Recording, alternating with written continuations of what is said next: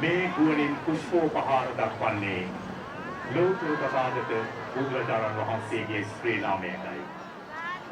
එදා මල්ල රජතරුවන්ගේ පවත්වන සාල වනෝද්‍යානයේදී උන්වහන්සේ අනුපාදිශේෂ පරිනිර්වාණ ධාතුවෙන් පිරිනිවුණාට පසු තේශගුණු අබෑත මුම්පියලි කඩසහල් ප්‍රමාණයෙන් විදී විසිරී ගිය ලෝතුරු තථාගත බුදුරජාණන් වහන්සේගේ සර්වඥ ධාතුන් වහන්සේලා එදා ද්‍රෝණ අටකට විදී විසිරී ගොස් තිබූ ආකාරයක් එහි එක් ද්‍රෝණයක් රාමගාමී කෝලිය රජතරුවන්ට ලැබුණු බුද්ධ අධිෂ්ඨානයෙන් වෙන්වුණු ඒ උතුම් වූ ධාතුන් වහන්සේ මේ ඓතිහාසික ස්වර්ණමාලී මහා සෑයේ තැන්පත් කරන්නට යෙදුණා.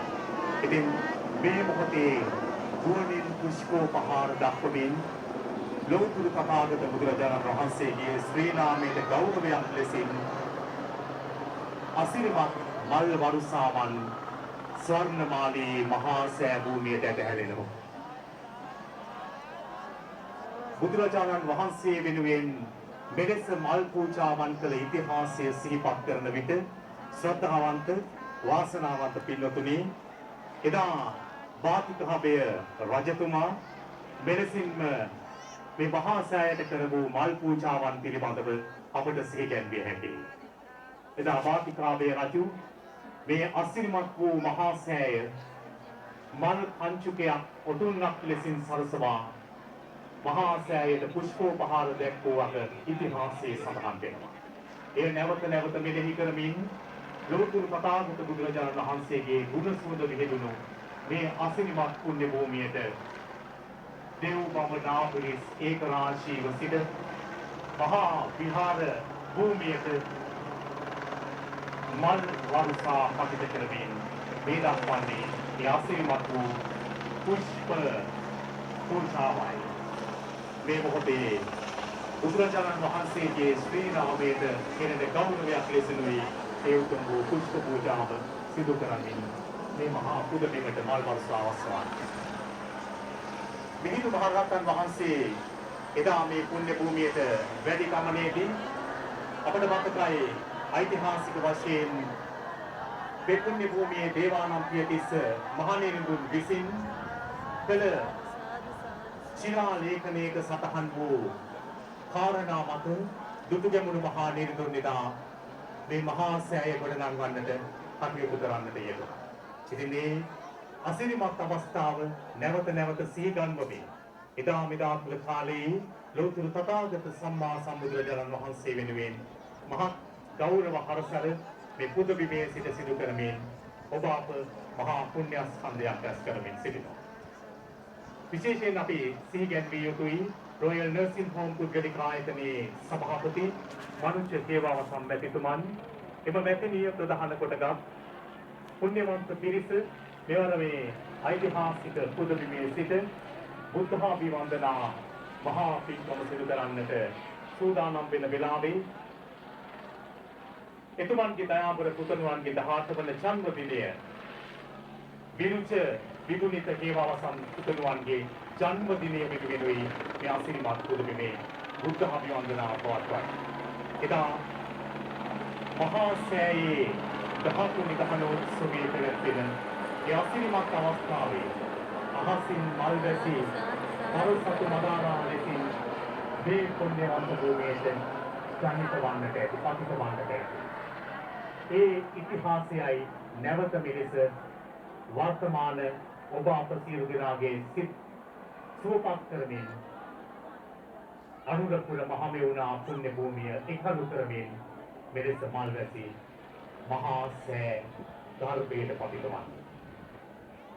අඩි 338ක උසකින් යුතු මේ අසිරිමත් වූ මහා සෑය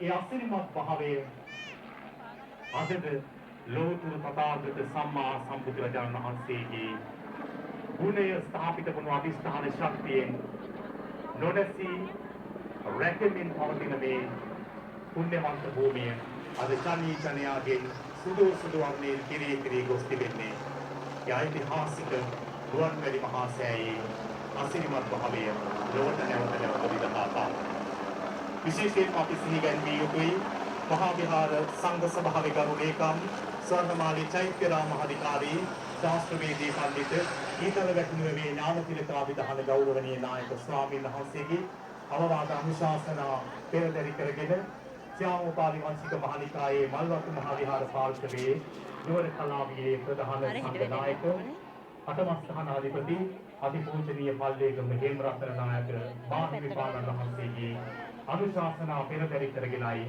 බුද්ධ හාමී වන්දනා අසිරිමත් පින්කම අද අපි මෙලෙස ලොවට රටට දායාද කරමින් සිටිනවා.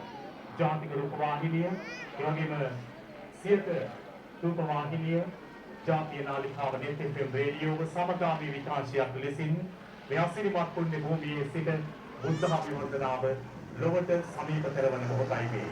මේ මොහොතේ අපි නැවත දකින්නේ මේ අසිරිමත් ගුවනින් මල් වැසි වන අවස්ථාවයි. හැමදෙනාම සාදුනාද පහත්වමු මේ අසිරිමත් පුණ්‍ය භූමියේ සිට.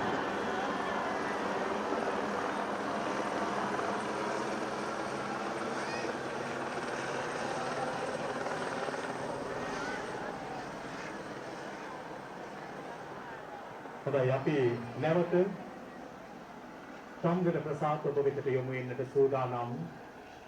ඊළඟට අපි මේ ඓතිහාසික පුදබිමේ සිට මේ මහා පින්කමේ අසිරිමත් වූ අවස්ථාවන් ජාතික රූප වාහිනිය, ඒ වගේම නෙත් FM රේඩියෝ සියත රූප වාහිනිය ඇතුළු සමස්ත මාධ්‍ය ජාලය ඇසුරේ ලොවට රටට ලක් කරන්නට බුද්ධ අභිවන්දනාව සමග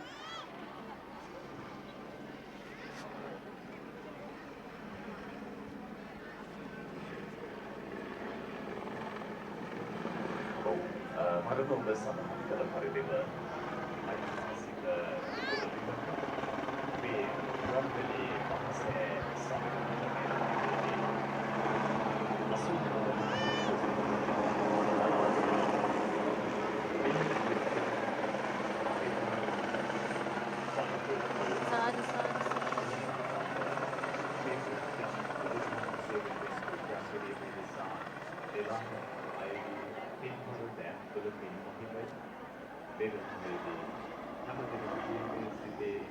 අදිස්මාවයන් ඔබ පලකම් කරනවා.